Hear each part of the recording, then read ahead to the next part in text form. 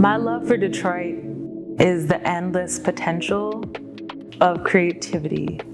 It is so natural for everyone to be so grounded in their creative practice and to celebrate each other's work. The Midwest is really made up of working class people. So one thing we gonna do here is grind.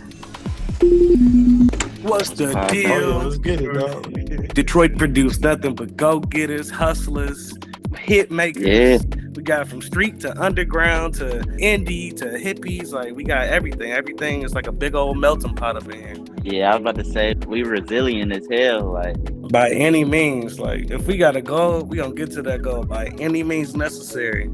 Failure is not an option. I like to say, like, it's a lot of people around here that joke around and kid around, but don't play. Failure is not an option. What's different from Detroit to other music cities is that the resources here to further careers of musicians isn't as big as in those other places. And while we see a lot more money coming into the city, the gentrification of these spaces isn't paying off to the artists. I think what we're up against is extractiveness. Artists are continually being extracted from, and what Underground Music Academy is doing is it's instead giving back to us. It's contributing to the longevity of artists in Detroit. We can walk together. That's more my approach about life and what Underground Music Academy should be. There are people out here that have built institutions, and they don't want anybody inside of these institutions that don't look like them or share their ideas. Our goal is to counter that, destroy pointless systems and create new ones. it's something that is not only for the youth, it's education for all ages that want to learn more about the culture and the things that come from Detroit and are made from Detroit. If that wasn't being done, that would be a lot of knowledge, a lot of lost art that we don't have access to. It creates generational wealth. What up, though, Cosmos? It's your boy, Skinny Trail. Back in 2022, I was selected to be a part of a music residency here in Detroit. The first guest speaker that we had was Waajeed. I don't know, I just felt like we connected in some way. That was the first time I saw somebody that looked like me, that like talked like me, had a little swag, all of that. And I'm like, I don't know what it was, but something was like, message that man on Instagram. I just listened to that feeling and, hey, Waajeed, like, I would love for you to be like a mentor to me. I think like I could learn a lot from you. I would love to just soak in some knowledge. And he was like, man, come through. He just told me to come through. And I made sure I was there. I don't consider myself a mentor. Not at all. Not whatsoever. I mean, I don't consider myself that, but I am. When I think of mentorship, I tend to think of the traditional ways that it's been presented to me, which is a top-down leadership point of view. Youngster, I know this is the way, this is how you do this type of thing. I've never subscribed to that point of view where I know more than you or somehow I should be your leader. It's a system that has failed us continuously. So I cannot pretend I know more. I know some shit, you know what I mean? But at the end of it, I feel like y'all know more. I feel like youngsters know more.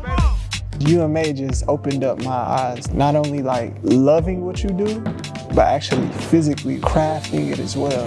Step lively, can't revive things, time seems to let die, please. I'd advise thee to do the right thing, keep a high knee.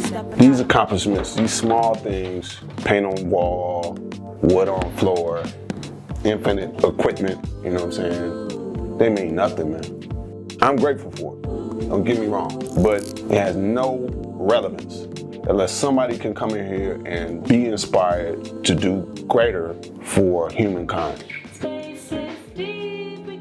A lot of artists who feel like they work outside the box struggle with is feeling like a receptivity towards that. I think what Waajeed has created is a container for us to explore and express and to learn together. Very important for the youth. Then the youth become the present. Then they teach the youth. It's like a cycle, man. You know what I'm saying?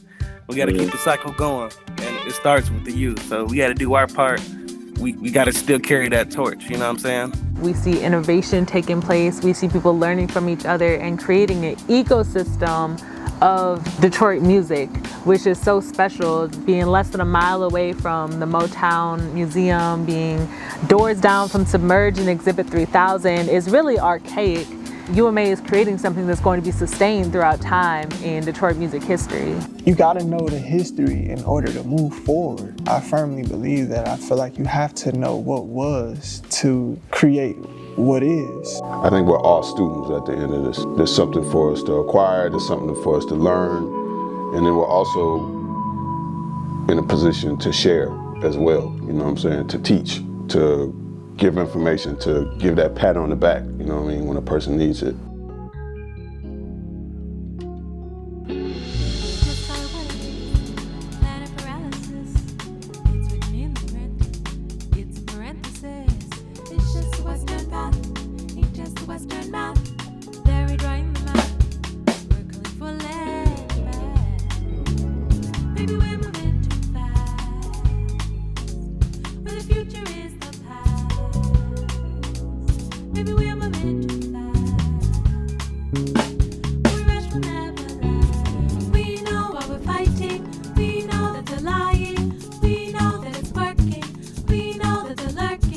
We keep on surviving, we keep organizing.